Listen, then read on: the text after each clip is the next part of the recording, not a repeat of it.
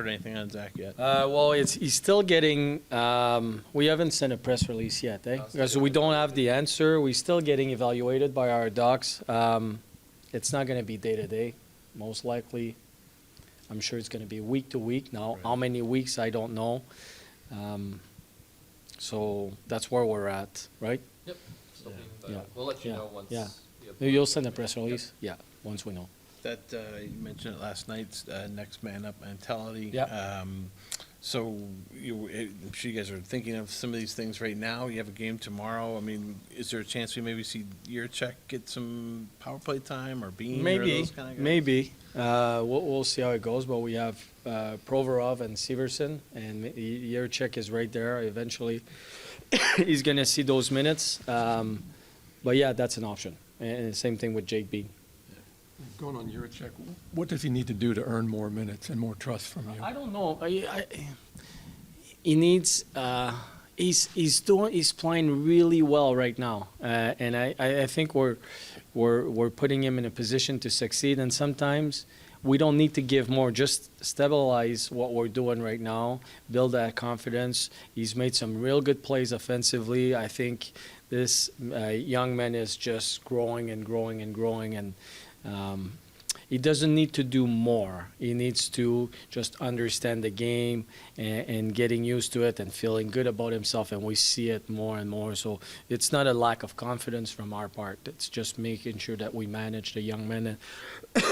And defensemen in the NHL, it's a hard job, really hard job. So, we say, and over the years I've heard that from people that been around the league for a long time, like the forwards, they'll peak at the age of 24, 25, 26, 27, and D will peak at, their peak will be at 27, 28, 29, and there's a reason for it.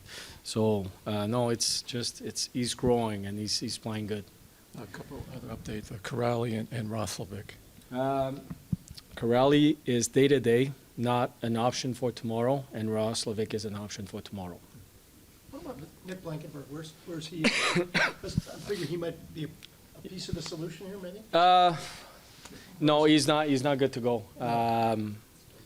Yeah, still not an option. So yeah, he's a spark plug. Like, he brings a lot of energy, and but he's not an option for tomorrow. Yeah, just wondering where it was. Yeah, injury-wise. yeah. Going back to Jiricek real quick, I was talking to Zach yesterday before the game, Yeah. just about playing with him, because you mentioned he played about 40 minutes with him a little bit. Yeah. And one thing that he said that was interesting was, he's like, well, he's young, so he will make mistakes. He goes, but he doesn't hesitate. Like, he just goes. He's very decisive. Yes. And he goes, and I'd rather play with a guy who's like that, Yeah, because yeah. then I can see, oh yeah, he just made a mistake. I Yes. can do that. Yeah. Is that that he'll figure that out eventually? Oh, So is yeah. it good to be And decisive like that? Absolutely, and that's something we talk about Fantilli being, Yeah. confident. Jiricek is the same. He's got confidence in his game. He's got this swagger about himself that we talked about, and he makes those decisions, whether it's the right one or the wrong one. I will say this: with the puck, he doesn't make too many. He will make some. Yeah. We all. Like, I'm not a player, but they all do. Sure. Once you touch the puck more often, and sometimes we look at a guy and say, well, he turned the puck over. Yeah, but he's touching the puck every shift. Like, compare him to people that are touching the puck every shift. Like, the amount of turnovers are probably similar. For Jiricek, when he touches the puck, he's making the right play more often than not. So I like that confidence. It's more for Jiricek, defenseman, you have to defend first, and that's what he's learning, the defensive part of his game. Right. But he's improving. I like his compete. I like his puck decision. I like his size. So we're working on a few details with him. There's a lot of things, and trying to improve is never ending, right? So he's going to be 35 and still going to try to improve, but I like his growth. I really like him. Because I remember when Zach was here and he was younger, John Tortorella would have to kind of tell him, like, just go. Just if Yeah. you make a mistake, make a mistake. Yeah. But because you don't want to get caught in between. Yeah. Those young guys can sometimes struggle with that a little Yeah, bit. Right? yeah, no, but we're not. We have a little bit of a different approach. We're telling our guys go when the read is right, and it's true for all of them. So they learn our systems, the way we want to play. But we certainly don't hold him back offensively. I have an offensive-minded mindset. So, no, he's that part of the game, I think he's doing really well. How about with, I remember going way back to the start of the season, seems like forever ago now. We did a lot of talking about the system as far as, anybody can kind of be the center, Yeah. after the thing. Yeah. How is that going right now? It's going well. Our D zone is improving. It's mainly that part is when the reads are when you come back to your D zone coverage and who's first, who's second, who's third. And for that moment, the first guy will be playing as a center. And then the center, the real center, will call the switch at some point when it's the right time. Sometimes they can't. So it's mainly that. But the way we want to defend, and we're adding layers to our defensive zone coverage, there's going to be some interchange.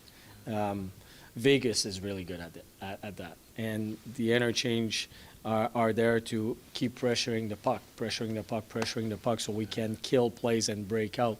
So these are the only things. Other than that, it's everybody is interchangeable. It's just reading off each other. But that's mainly coming back to our D zone and D zone coverage. Do you feel like the guys have got it more now than Oh, yeah. earlier? Yeah. The reads are faster, not perfect yet, Right, yeah. but way faster, so we're improving there. As of that game time goal last night, how much did Hughes' speed just take you off guard, catch you off guard? Or Well, looking for a different defensive response? The 6-on-5, Yeah. yeah, two things there. First, we're on a change, so there's a hole on the ice, but that guy, he was flying. Yeah. So that's hard to defend. But we worked on it today, and we showed some video about that yesterday. When our neutral zone forecheck is passive, we're giving time and space. We want to stay away from that. We want to be aggressive. We got passive because of a line change, and we're trying to take that off the playbook. But if our F1 does a good job, then the four guys behind our first forward, then they can adjust to where the puck is going. But because our F1 was too passive, then there's holes everywhere. Good players will make their plays. It was good play from the young player. Tremendous. He's really skilled with coming with a lot of speed, perfect shot. That's off, but it's on us to fix that problem, and then we talked about it today. How'd you like having Shinnikov as a penalty killer last night? I liked him. Our Yeah. PK was really good, really good. We had Sillinger in the box. We don't have Corrali. We don't have Boone Jenner. So those guys took over. I thought they did a real good job. Real good job against a real good power play.